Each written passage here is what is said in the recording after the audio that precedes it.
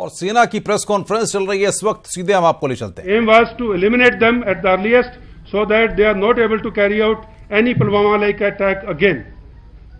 So we have reasonably succeeded in that. Like I told you, in 21 days we have eliminated 18 terrorists and 14 of them from Jaish-e-Mohammed and 6 of them on Alpha Plus category. So that is the main focus of the security forces over the last 3 weeks, wherein we have gone behind Jaish-e-Mohammed and try to eliminate their top hierarchy so that Pulwama type of incident is not repeated. Now that is first. And second part of the question was? Okay, again, it's not that we have stopped looking at Lashkar and Hizbul Mujahideen. As I told you earlier, we have killed 2 of Lashkar and 2 of HM terrorists in these 3 weeks, and they are very much on our radar. And only thing is, we lay more focus on the Jaish-e-Mohammed for the obvious reason, so that they are not able to repeat an incident like that. Notwithstanding that, Lashkar and HM and other tanzeems operating in the valley, they are very much on our radar, and the actions are being taken against them.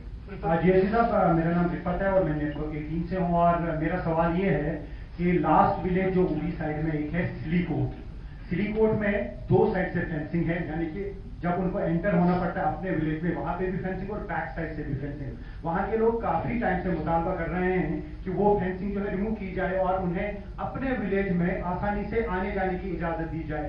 Army को ही इजाजत देनी पड़ रही है आने की भी और जाने की भी काफी टाइम से, लेकिन आज तक कोई ये फैसला नहीं ले पा रहा है। इस तरह के कुछ और भी विलेजेस हैं जो ये कह सकते हैं कि रात को वो आर्मी के प्रिजन में होते हैं, तो क्या उनको प्रिजनर शिप से बाहर लाया जाएगा? क्या आपकी तरफ से कोई ऐसे जो है कदम उठाए जाएंगे? क्योंकि शायद कोई ध्यान नहीं दे रहा है, वहां के लोग काफी सारे लोग हैं, एक्स सर्विसमैन भी। First of all, I take offense to your words of prisoners of army. There's nothing like that. Please. Please. Okay.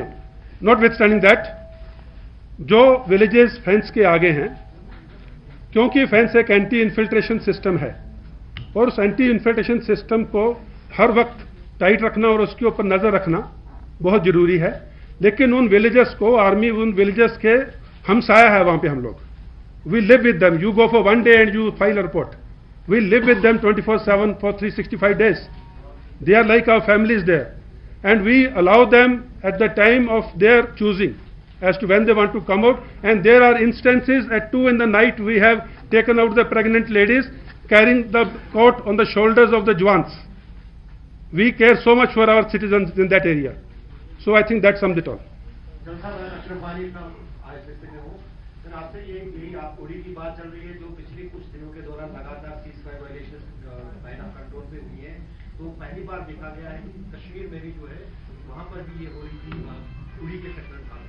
तो लेटेस्ट स्टेटस जो है between on the ceasefire violation front, what is the status in the Kashmir valley on the line of front? कहां पर कोशिश हुई और कहां पर आपने जवाब दिया है पाकिस्तानी फायरिंग? ऑफ लेट, जैसे कि आपको मालूम है, कुछ दिन पहले भी उरी सेक्टर में पाकिस्तान ने अनप्रोवोक्ड फायरिंग की थी और कुछ हमारी सिविलियन कैजुअलिटी कमलकोट विलेज में हुई थी। परसों रात को भी फिर पाकिस्तान ने अनप्रोवोक्ड फायरिंग की है। फिर कमलकोट विलेज में 5 सिविलियन कैजुअलिटी हुई हैं और उन सिविलियन कैजुअलिटीज को फर्स्ट एड भी आर्मी ने दिया है, उनको वैक्यूएट भी आर्मी ने किया है और उसके लिए हम कार्रवाई कर रहे हैं ताकि जो सिविलियन कैजुअलिटी पाकिस्तान क्या कर रहा है, पाकिस्तान क्योंकि आर्मी को हिट नहीं कर पा रहा है, तो इसलिए सिविलियन विलेजेस जो गांव बॉर्डर के साथ एलसी के साथ साथ है उनको हिट कर रहा है। एंड खास करके Kamalkot in the last 2 counter ceasefire violations has come under ट्रेमेंडस firing from Pakistani side and civilian casualties have happened because of Pakistani firing, which is unprovoked. Notwithstanding that, Indian Army has given a befitting reply and we have hit their military targets from the where these weapons were firing in the counter to their ceasefire violations.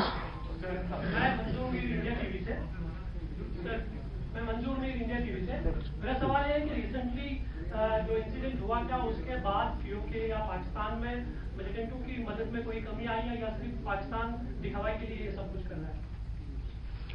I think इसके ऊपर national level के ऊपर chief of army staff, chief of air staff and the national leaders have made lot of statements and I think we should go by that and I would be happy if you talk to me about 15 corps and Kashmir valley.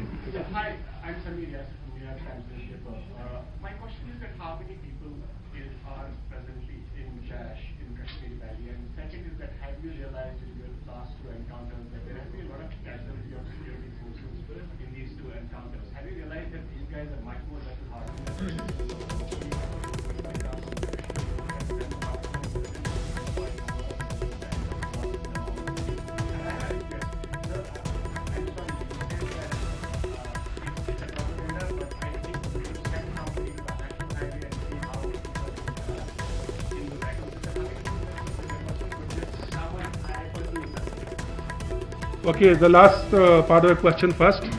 I don't have to send anyone. I got the whole of my army on the roads doing the ROP.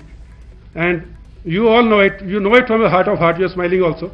That you don't have to wait for more than a minute, minute and a half to 2 minutes. That sums up the third part. First, and coming back to the how many numbers in the valley, I think IGP Saab has already said this. These are operational details. We would not like to divulge it. But notwithstanding, suffices to say, in the last 3 months or so, the local recruitment has come down, and that's a good sign. And coming down to the another part of the question was the terrorist and our own casualties. I would like to take some time on this. Ladies and gentlemen, what happens is when the encounter starts, it's invariably in the last few encounters, it's in the built-up areas where a lot of civilians are there, where a lot of property is there. We take time and we make efforts to, first of all, evacuate all the civilians. We don't want a hostage situation. We don't want a situation where civilians are injured or suffer a loss of life or property in the crossfire. As a result, we take more precautions and we take more risks to evacuate the civilians before we actually go in for an actual firefight. And in that case, when we are trying to evacuate the innocent civilians, there are chances, if you see all the operations where the casualties have happened to us, it happened in the initial stages. Initial stages, because we are trying to take out the civilians, we are exposing ourselves, if I can use that word. And that is basically because we don't want the innocent civilians to get hurt, injured or killed in this type of an operation. So that is why the casualties which happened on our side happened because of that, but that will not deter us. We will continue to carry out our operations with surgical precision and giving all possible help and assistance and protection to the civilians. Sir, would you be at least able to say that whether their presence is much more in North Kashmir as compared to South Kashmir? At least, can you say that? So can I add a point in this that can we say that after these operations their operational capability has been crippled to the extent that they cannot really carry out another Pulwama-like attack? Can we simply say that right now? See, I cannot answer any hypothetical question. What I have told you is that the leadership of the JEM has been hit and hit very badly. And it is work in progress and we are still continuing to do it. As we are sitting here now also, before I moved in, a very solid information had just come in. And that was why I am trying to tell you this is basically because it's a work in progress. I will not like to give any more details of that. Wait, Kamalji, please. Kamalji, please. No, please wait, Kamalji, please. Sir, this is Asif here. I work for News18. Sir, I have two questions, one for you and another for IGP Kashmir. The first question pertains to your domain. You gave us details about the encounters and killing of militants in hinterland. What is the position at LOC? Because Snow is mentioned Governor.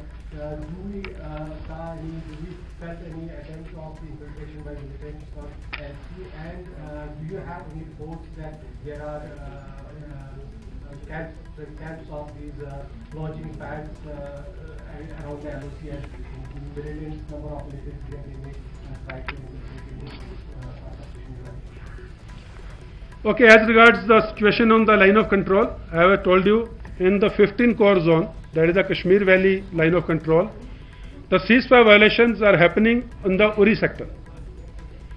In the Uri sector, the ceasefire violations are happening, and I have given the details of that, and also the civilians being targeted unprovoked by the Pakistan Army and the civilian casualty which have happened. However, in the balance of the area, the snow levels are quite high, as you are aware, and in balance of the areas of 15 core zone, in the recent past, no ceasefire violation has happened. Coming to the point about the launch pads in the Pakistan occupied Kashmir, yes, we have the information, and there are intelligence reports of terrorists waiting in the launch pads to infiltrate whenever they get a chance, and we are alive to it.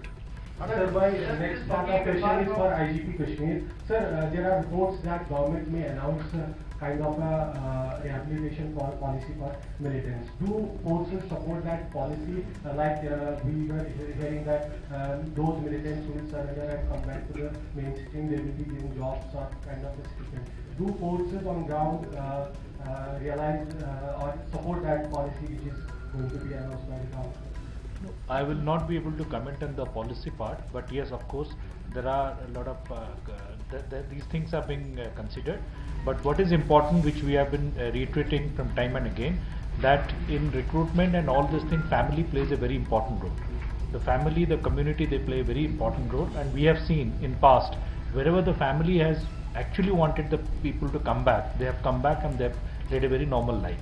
So that is a key factor. So we need to insist on that, and also as far as the government part is concerned, as I am given to understand, there are some things which are under consideration. So I am not the authority to comment on that, but I am aware that there are certain proposals in this regard. Yes, sir. Hakeem Irfan from Economic Times. Sir, two questions. One, you said we should restrict to Delhi. An incident happened last month. This helicopter was crashed in Bargaon. Sir, we want to understand what has investigations till now. What do they say till now? What happened to the helicopter? Because 6 people lost their lives plus a civilian also. Sir, one is that. And the second thing is, India and Pakistan was on the brink of war just a couple of weeks back. Sir. There was a lot of criticism about the army that the counterinsurgency operations have compromised the capability of the army to go for a regular war. So what do you have to say about that? First of all, about the Mi-17 Hapter which crashed near Soibug in Kashmir, the Air Force investigation is going on, and as of now I have nothing more to say on that. Once the Air Force investigation is completed, the Air Force will give out a statement on the probable causes or whatever the findings. Now coming down to the Army's involvement in counterinsurgency operations and their capability to have a conventional war. Ladies and gentlemen, I would like to tell you one thing. Army has got 2 roles. One is a primary role, one is a secondary role. That is, we are designed to be prepared and trained for these 2 roles. Primary role is the conventional role, and secondary role is the counterinsurgency and aid to civil authorities for maintaining law and order and maintaining the peace in the peacetime. So both these are our chartered roles. We are designed, we are chartered, we are trained for carrying out these tasks.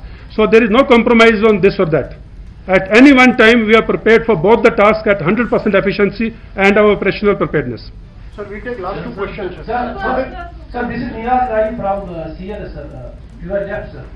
Sir, huge procession will follow after the killing of every militant. Thousands of people participate in the funeral processions of militants. What does it signify, sir? Does it really concern you? How you are going to address this sentiment, sir? No, I would like to tell you that if you follow the last 2 months, 3 months, the procession and other things have dramatically come down. This is not the number. Today also you see the burial happened within 2 hours. So